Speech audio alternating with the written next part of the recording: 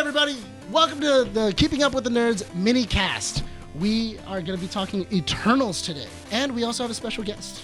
They are coming on for the podcast for episode 72. Yes. They're going to be there for 72. You guys can check it out once this is already up. This will be up on Monday and everything else. But let's go ahead and welcome her early. You guys get a first kind of view at who the guest is before it actually happens. Sarah Heck, how are you doing? Yes. I'm nervous. That's Bryan back there. I'm nervous but excited to be here. It is a nerve-wracking thing to be on a podcast, and yes, they are. It is very exciting. But yes. The main thing is that Eternals, we only have a little bit of time. I wanted to talk about Eternals mainly because before anything else happened, Eternals had a lot of really big heat. There was a lot of things that were going on for it. A lot of reviewers were saying that it didn't live up to a lot, its expectations. It was saying that it was too expansive, that there was just way too much going on, and it was one of the lowest scored Rotten Tomato Marvel movies. Do you guys agree? Now that's going to be the basis for what we are. Sarah, what did you think of the movie? You saw it when? Yesterday, today? I saw it today's Friday, November 5th, and I saw it this morning at 11 a.m. at the Uptown Whittier Village Cinema. Oh, wow. Okay. Yeah, we saw it last night. Yes. Nice. Yeah. Nerds. Yeah. Okay. A couple days ago, I saw the reviews on, like, the critic reviews on Rotten Tomatoes, and it was like 50, 48, whatever. And I was like, dang, that's such a bummer. But I already knew that was going to happen. It's a new group of people from the Marvel Universe. It's not our normal Avengers. Right. It's a lot of exposition and character building that needs to happen in a very short period of time. It's a lot of characters, too. It's a lot of them. Yeah. A lot. Do I agree with the critic scores? No, in that I think that it was judged a little low. Do I see where they're coming from? Absolutely. Do I think that the audience scores that have come out today, which is about 85% last time I checked, right. I completely agree with that. Yeah, I was when we got out of the movie theater, I enjoyed it. Me and Rene both looked at each other. We were like, and we were talking to Bryan as well, and I think all three of us, for the most part, enjoyed portions of of that movie. Yeah, we were not bored. Yeah. At no point was it Thor: The Dark World. And no, because it's because this movie is what, 3 hours and 20. It's 2 hours and 20 minutes. 2 hours and 37 minutes. Yeah, okay, it's so long. it's a long movie, but my barometer is always, whenever I'm watching a movie, of whether or not I check my watch. It's a huge barometer because at a certain point, when I already know myself, if I'm bored, I look at my watch and I go like, how much longer does this movie have? Yeah. And at no point during the movie did I check my watch. The characters are fun. The characters are really cool. Gilgamesh is dope. I love Gilgamesh. I did too. Athena was a really cool character. I really like this idea of like a broken psyche of a character that's like such a high hero, and like she's been brought down to like her lowest point where she's almost stationary when people need her, and stuff like that. And I think that's a really interesting idea. The only problem with the movie, I felt like, is that it is in the Marvel Cinematic Universe. I feel like that's where its problems really lie, because this is a world-ending event. This is something that, earthquakes across the world. There is, literally a hand is coming through the earth. And at no point do the Avengers come check it out, or any other of Earth's heroes to like come figure this out or anything like that. And I feel like that's very odd, because even inside of Endgame, they were talking about, there's earthquakes, there's this, there's like, you can tell that they've already spread their net pretty far across the world to like deal with world crises. Where to have this go unnoticed is like, why didn't anyone else show up? Exactly. I thought about that as well during the film. Yeah, it's like, how exactly does this not... You know what the thing is that that could have been easily explained. And inside of the newsreel, it could have said Avengers investigating crisis. Yeah. At the end of the film we're talking about, right? Yeah, at the very end of the film, inside of that newsreel, it could have just said New Avengers investigating Crisis or anything like that. That would have made sense, Or whoever, or anything like that. Or like what's up? Bruce Banner is looking at something. Whatever. Yeah. However you want to like tie them in. Tell me that this is part of the larger universe. Yeah. And because I feel like, and I was telling them, if this was a movie that was done on a different planet, it would make way more sense. I agree to an extent where I agree completely, because this movie felt like, as a plus, you didn't have to know anything about any other Marvel Cinematic Universe movie. Right. It had Easter eggs, and also we will talk about why did they reference DC? How did they get away with that? There were several DC references, which was like, my fiance and I were like, did they just reference Batman and Superman? Which was very daunting. Bryan said the same thing. Yeah, it was crazy. Yeah. But also, like, it felt like a standalone film that happened to be in the Marvel Cinematic Universe, which was really cool for people. It felt like it was a movie for people who have never seen another Marvel Cinematic Universe movie, for them to jump in now and be like, okay, this is a new group of characters that I can become used to. You know? Like a new team that I can kind of get introduced to. I don't need any backstory. All the backstory, all the meat and potatoes are in this movie. The shepherd's pie. Exactly. Rene, what did you think? You know, I did, like I said, I wasn't bored.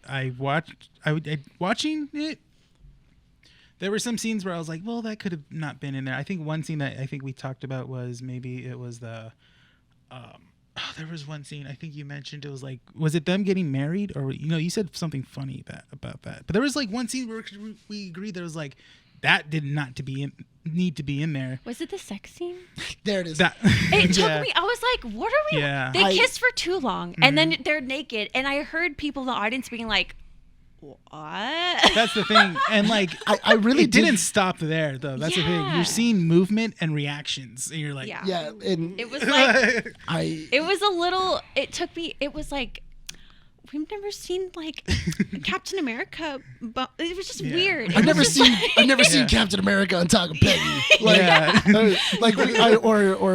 was it? Tony Stark and and Pepper Potts. right in frame. It's always implied that they're together. But you know what? The thing is that I think that's because no other movie in this universe has really gone to that extent. Yeah. And it did kind of throw me out of the movie for a second, because I think I turned to you and I was like, Marvel movies have sex scenes now? Yeah. What? Like, this is crazy. And I mean, it was probably trying to make them more like people. Like more like human, and more like, oh, these are people, Eternals with feelings and emotions too. But it was a little gratuitous for a Marvel movie. I don't know. You know what the thing is that I've always gone with the notion of what was it, like, you can tell which show but don't tell, but there are certain moments that you can just tell us what happened. Like, you could have had that long kiss and then it flashed to them in bed. Yeah. And like, it's like, oh, okay, we all know what happened. Yeah. Like, they boned. Like, we get it. We smoking a cigarette, being like, babe, that was great. Let's get married. It's 700 BC, and you see her smoking a cigarette like it's the 1940s. Just, all right, doll. That's great. It's one of those like long ass pipes that are just like, yeah. 6 The caterpillar from Alice in Wonderland's in the corner, like, yeah. So you wanted them to have a hookah pipe? I get it. Hookah pipe, there you go. Just have some hookah pipes, just right there on beside the bed. Oh yeah, obviously. And I thought that was an interesting idea. There was a couple of character things that I didn't like. Like, it wasn't just like these like random like sex scenes, or like kind of odd editing that was inside of the movie, where it was really choppy at certain points, where like a lot of the things that were happening at the end, I noticed it felt kind of like somebody went back and fixed the ending. It was like haphazard, like a little like, oh, we need to like fix, or we need to end this like plot, and we need to blah blah blah. Like, I agree with that. Like what was it? I think you were talking about it earlier, where was it Druig? He goes in for the hug, you don't actually see it, and then you just see them blasting off into space, and it's like, wait, hold on, what? It was a little like, it was noticeable, where when you watch a film, you don't want to notice things, but you're like, wow, that was a weird transition. Yeah.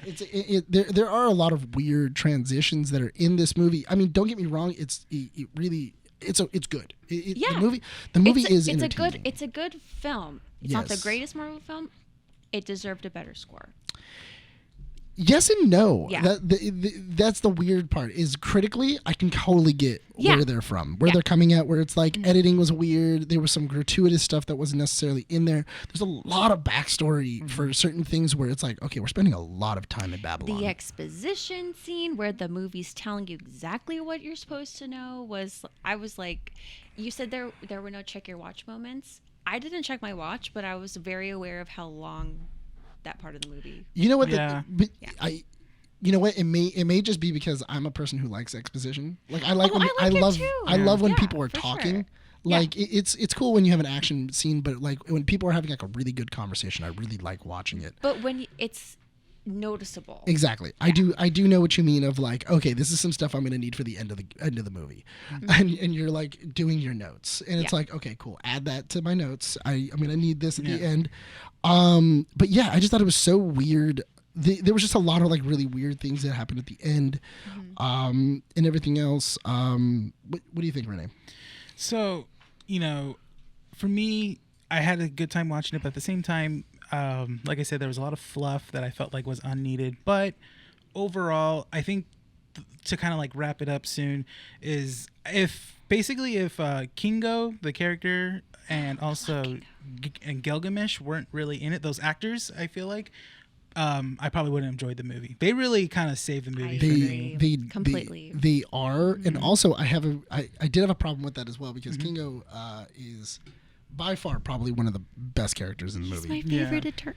He's my favorite Eternal too. Yeah. And honestly, what I was really hoping for was him showing up at the end fight. Yeah, and but I agree with the logic in that's what his character would have done.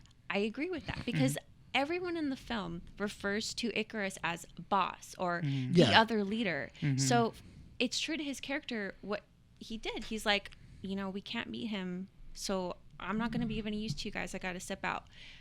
But I would have loved to see him come back and be like, never mind, I'm going to help. Okay, I understand what you mean. The number one thing I thought would have been interesting is if, as Icarus is trying to save them, is one of those things of, I'm not going to fight you, Icarus, but I'm not going to let you kill them. Yeah. Like he instead of him fighting, he's saving everyone else. Like he's just trying to save people. Like things are falling on people, he's shooting them, and he's trying to make sure that they're like people are okay and everything like that. Like I'm not going to get involved in the fight, but I'm going to try and protect you guys as much as possible. He can be dealing with the mountain, and everything like that, and that would be fine. Overall, I thought the movie's okay. Yeah. Of the two Marvel movies that we got this year, Shang-Chi and The Eternals. Yes. Which I know that I preferred Shang-Chi. Yeah. I really did prefer Shang-Chi. Is a stronger film, yeah. Shang-Chi altogether is a stronger film, better editing. I feel like some of the acting is a little better. Yeah. It's a little bit better. It has a stronger group and everything else. Also the score is a little better. I enjoyed the score a lot more inside of Shang-Chi than I did inside of the Eternals. The Eternals score is kind of plain. It's very like run of the mill Marvel movie. It's not memorable. Yeah. It's not very memorable. Yeah. Whereas Shang-Chi, they have like a lot of like hip hop. They have a lot of like different stuff like that. But yeah, so I really enjoyed that. What about you, Sarah? I just wanted to know a little thing. Sure. Okay, so the twist. Spoiler alert! If we haven't spoiled enough already. Yes. Icarus is a bad boy. Spoiler alert. Yes. Spoiler. What? Spoiler. Yes. Icarus is our main villain by the end. You see this in the trailer, and it's the first time you see him in the movie. It's like backlit with the sun. You don't really see him. You see his eyes. I was like, it's Homelander. I thought the same thing. He has major Homelander and Omni-Man vibes from Invincible and The Boys. Like, I couldn't unsee it. The way his hairstyle, his outfit, and then the twist is the same twist as like Homelander and Omni-Man. Yeah. It was The ironic thing about that is that this movie was technically supposed to be coming out before that, though. Oh, was it? Well, I mean, because think about it. It's supposed before the pandemic? It was supposed to be coming out before the pandemic. This movie is almost 2 years old. Oh, wow. Like this movie was almost filmed 2 years ago. So technically, what the boys are only on their second season. Invincible is only on its first season.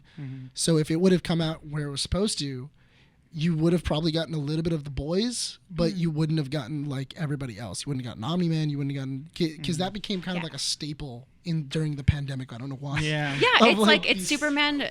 It's always been a trope. It's been a trope. Yeah, because like consider like if I were to ask you as a question like who's the greatest superhero of all time? Superman. Ultraman. Batman. Ultraman. No. Batman.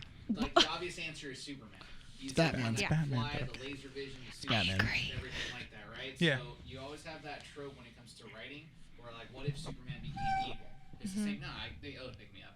Like, what's the same process of like, okay, Red Sun as well, right? Like, what if Superman landed in, That's always in Russia rather than the U.S. It's the same trope here, where the Eternals looked at the leader to be the most powerful person. Exactly. It was Yeah, but in reality, he was arguably one of the weakest ones. Mentally. Yeah, Jinx. Oh, we'll get sodas later. But we gotta wrap it up. Yeah, we do have to wrap it up. Sarah, what was it? Of the two movies, which one did you prefer? Shang-Chi versus Versus the Eternals. Of the two Marvel movies that we got this year. Shang-Chi was an instant classic in my opinion. Eternals was a really fun step in the new direction that Marvel's taking. I preferred Shang-Chi, but Eternals, I really liked it. Would you go back and go watch it? I'm probably going to watch it again in a couple of weeks. Yeah, just to like soak in more of the information that it gave us. Because I probably wouldn't rewatch it until it hit Disney Plus. Fine. Huh? Said fine. I will probably rewatch it again, probably with Mandy because she hasn't seen it yet. But that makes sense. Yeah. That, you both have girlfriends. I totally. If you were like, oh, nah, babe, I'm gonna pass. I've already seen it. Don't pass now. You're gonna have to go see it by yourself. All right. It's a very overly saturated movie. It's not bad in that sense, but you do need to watch it again.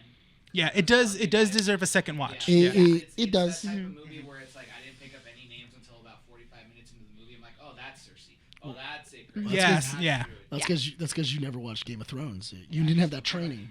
You didn't have that training. Yeah. Dune is a different When what's his name? The have guy that who training. plays Jon Snow, what's his name? Kit Harington. When Kit Harington was like, I love you, Cersei, I was like, someone's going to soundbite that and like make some Game of Thrones fan edit or something. I was don't know. speaking of which, I was joking because the guy that plays Robb Stark, Yeah. when he goes to Cersei and he says, "I love you, Cersei," Yeah. and then I'm like, and then they kiss, and then I was like, bro, they gotta get out of here, man. Because there's gonna be a wedding scene next. Watch, and then immediately there was a wedding scene, yeah. and then he just started dying, and I'm like, started bro, dying. they gotta get out of here. And last time this dude was at a wedding, it did not end well. The Celestials send their regards. Celestial All right. send their regards. All right. Yes. Go ahead, Nick. Close us out. All right, guys. So this is gonna be the end of our Eternals talk. If you want to hear more about it, we'll probably have some write-ups or whatever. Maybe we'll talk about it more inside the actual podcast on for Wednesday. You can go ahead and catch us on our YouTube, Facebook, Instagram, SoundCloud. Make sure that we're hitting. Podbean, not SoundCloud. Sorry. Well, there's a Podbean. link tree There's a link tree for all of that. for all of it. This savage in the corner that corrects me. How dare you in the middle of my final. Name, sir. Savage. Okay. Vandal Savage. No. So anyway, go check out all of our socials. Go check out everything else. Make sure to go to our website. Our website has anything that's new that's coming up. It will, especially our mini cast. It will go ahead and go up there first before anything else. Along with any of our videos, we do have Tales of the. Tales from the Nerds. Tales from the Nerds. I was about to say multiverse, and I don't know why. I was going to say Tales from the Multiverse. But Tales from the Nerds is up on our YouTube right now. By the time this comes up, all 3 episodes will be officially up. Right, Brian? Shadow Annie. And so go check those episodes out. We're really proud on how those came out and Yes, everything we like put a that. lot of time into If those. you guys really enjoyed Sarah Heck like we have so far, go ahead and check out the episode coming up on Wednesday at noon. We were going to go ahead and talk with all the nerds and Sarah about a bunch of different stuff, and we're gonna do a little interview with her as well, kind of find out more about her. So if you like us, go ahead and hit that like button, comment, leave us a comment. Let's see where we can get it at. I know people aren't subscribed yet because I see the analytics, so you go hit that subscribe button and you hit Smash that button. it. Smash it. Just punch it as hard as I hit Bryan, and then you go ahead and you do you. We'll see you next time. Peace.